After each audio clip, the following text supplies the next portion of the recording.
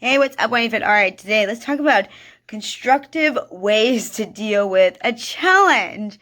So life would be boring, let's face it, without challenges, right? Even if you wish to take without some kind of complication. However, just because we face difficult things don't mean that we can't overcome them. And this is really important.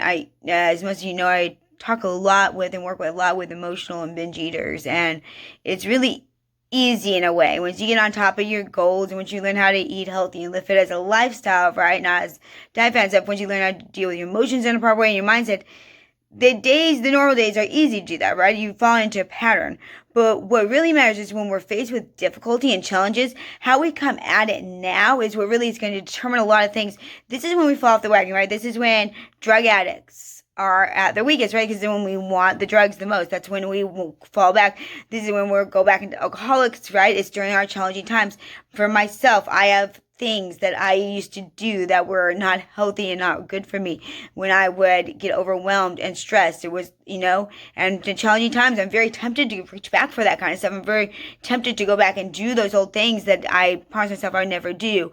And same thing if we're emotional binge eaters, like we could fall off the wagon and totally ruin everything, all of our progress right now. Because right now in 2020 is a very stressful time, right? Which seems like it's keeping getting more and more stressful. So I want to give you productively. We want it to be productive. We want to go at life in a way that we can actually manage our emotions and our feelings in a way that's very healthy. And so in a way that's not going to set us back. And so let me give you 6 constructive ways to really deal with this. So it doesn't matter whether you face a challenge in your personal life, relationships, or if you're in a career, it's common to plunge into that fight or flight, right? And, run in the opposite direction. It's normal to feel compelled to run from problems. And I love, I'm not someone who likes confrontation. So, for me, digging my heels in and figuring out something to do, in the moment, is really important here. We tend to, we don't want to face them head on. Or sometimes we do, if we want to fight. But the worst possible way to do a challenge is to run. We have to face them. And luckily, I have 6 constructive ways for you to deal with the challenge. So, number 1, if I could say this is something I've had to really do. I've had to accept reality, okay? We can't control or change people. There are also things in our life that we cannot control. You don't need to understand why. All that matters is that you accept the reality that you can't change anyone, okay? Hear that with me. We can't change anyone at all. As much as I would love to change people, we can't. As soon as I get tired of trying to convince people to see things my way, right? You might see this, challenge and think that it's your job to change it, but that's not the case. You're more likely to progress in a situation if you're able to accept reality and deal with the challenges accordingly. And, again, unfortunately, sometimes the challenges, they involve other people, right? So it's hard. Because in Jen, and I get that.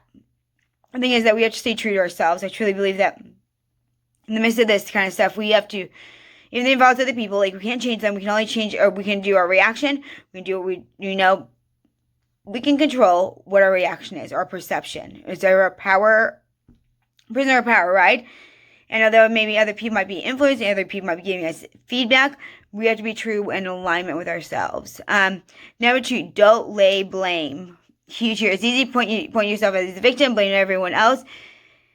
It's much more productive to take responsibility for the actions you take, the words you speak, the decisions you make.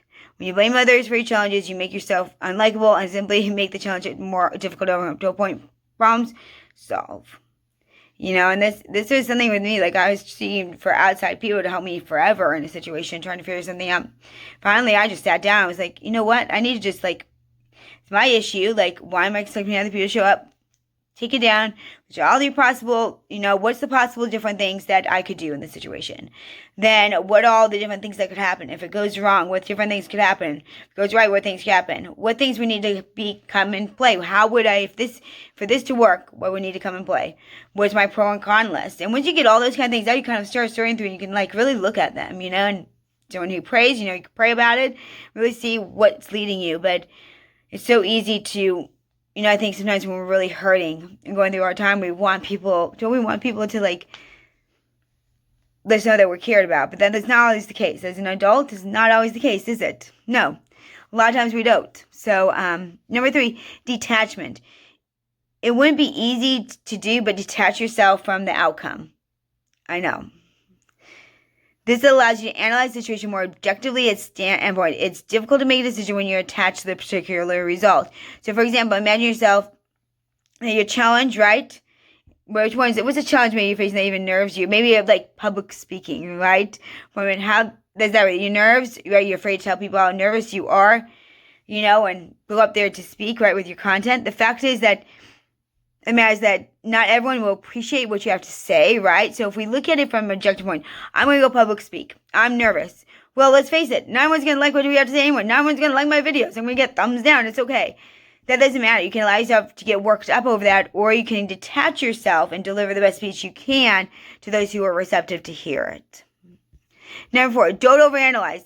Do I have any other overanalyzers out there? Raise your hand.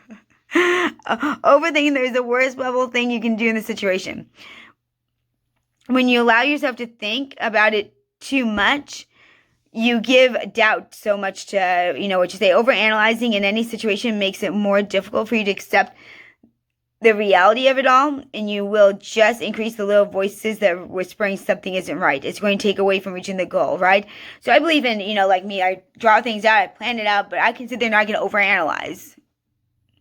There's a point where you need to make a decision and take action. 5, embrace change. This is a tough one this year, isn't it? Change happens all the time. Change and challenges are a daily occurrence for so many people. No one really likes change. While there are often, I think whether people just get on with it, right? Others can't help but to resist every turn.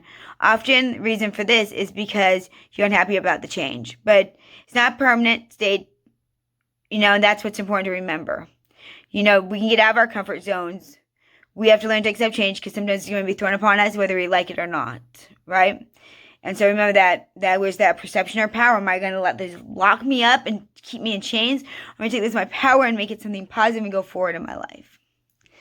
No comparisons. Don't worry about what everyone else is doing. Don't worry about how they've overcome challenges. This results in more frustration. Always leave you feel like you're second or third best. You're responsible in creating your own success. Write your own story. Remember that when you face your challenges, there is counsel, right? There's wisdom and counsel. You can say, but this is your challenge. This is you. Don't, so many times I can fall into this, like, I will take action because it makes some other people happy, but not because it's what the action I want to take or that I feel at peace about. And that's turned into disaster over disaster over disaster for me because it wasn't what I was supposed to do. I should have listened to my gut feeling, right? So remember, this is your story. This is your journey. I think we make challenging situations all the more difficult because we listen to the noise around us and the pressure around us and all that things. We watch the news. We get all these outside opinions from people who don't really care about us, right? And when people really do care about us, they have very good intentions, but it can cause a lot of pain. And so I think that, it's real important that we stay true to ourselves, one of the biggest reactions to dealing with change is overreacting. So if you learn how to control your emotion and make a decision, you won't make a decision you regret later. Remember that when you face a challenge next time. So I think really these things that I talked about, these second half are the really most part. We need to accept reality. We need to not lay the blame. We need to detach ourselves, look at it from that overview. We need to, don't overanalyze, embrace the change, and don't compare. And so let me ask you this today. A challenge in your life right now. Maybe you're watching this in 2020 with all the different things and with the election stuff. This challenge you're facing. For me, the election's there and that's on my mind and stuff, but I have another thing I'm facing, another big situation. And so this is very good this time for me too. And so if I were to look at this, I'm going to say to myself, because we can watch videos all day long, but unless we put it into action, is there any point? There's not, right? So if you are someone who struggles with emotional overeating, right? Really think about this. Before you go grab that cake, can you accept reality? What is reality? And write it out. Write out, this is my reality. This is what's really going on. If this president wins, this is what's going to happen. If this president wins, this is what's going to happen. This is the reality. This is the situation I'm in. Accept it. Feel those emotions. Live in it for a moment. Don't judge it as bad. Don't judge it as good. It just is, right? Do some deep breathing. It just is. And then don't lay the blame on other people. What is that you can do? What's in your power to do about it? Maybe you can't change the election, but can you change the way that you actually do something? Can you change the way that you actually take charge of maybe your own life? Is there something in your life that's calling for attention? Is there something that you can change, something you can do to drive the direction? If we look at the election, we're fearful, we're going to be imprisoning ourselves further rather than taking charge of maybe what we can do. Okay? Then detach.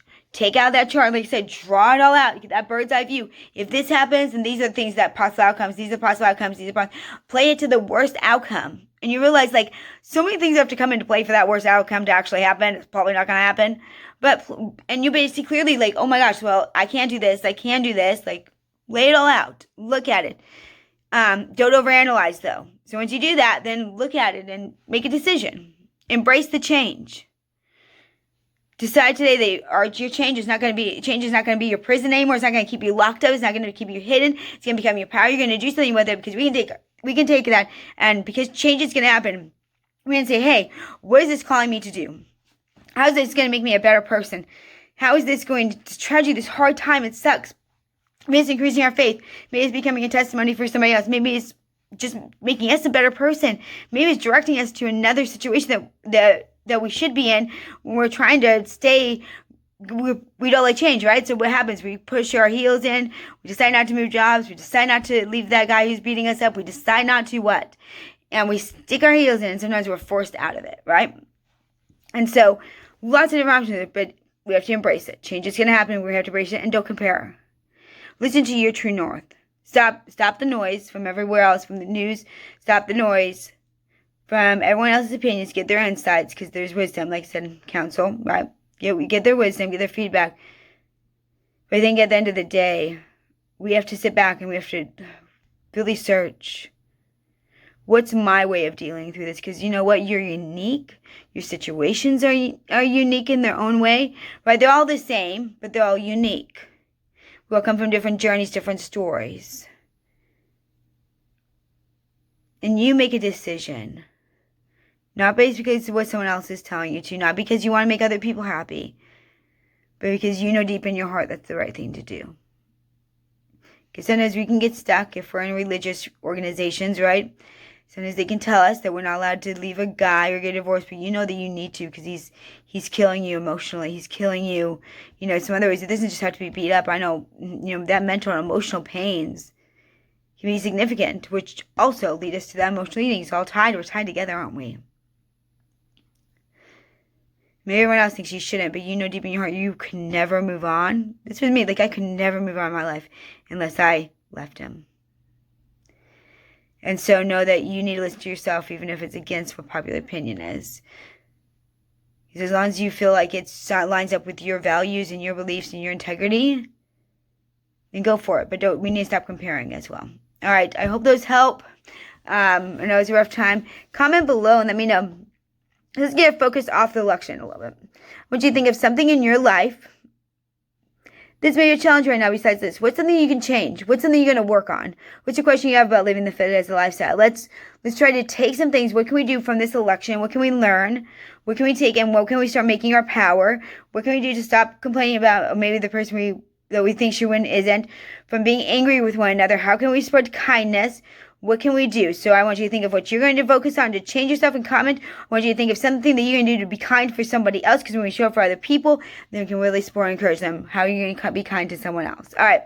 Tribe, thanks for watching. This Jump Like in your holistic empowerment coach. I take people from that place of stuck to authentic thriving, especially emotional and binge eaters who have really struggled. If you've tried every diet, every weight loss plan, you can't find success, it's because it's not found in our nutrition or our movement. Yes, those are key and essential. I do teach those things, but it's found in how we deal with our micro habits, especially with our mental and our emotions that dictate how we do things. And so it's things we do daily that lead to lasting successful results. So know that it is possible for you to reach out to me anytime. There's plenty of ways to meet with me in the show notes, or at least comment on this and like and subscribe. That helps me and helps me get in front of other people. Share if you think there's this beneficial for someone else you know. All right, be brave, be kind, live authentically, and always shine. Tribe. Remember, you're just one 180 habit away. What are you going to turn? Do 180 on a new way today and make a new habit your reality.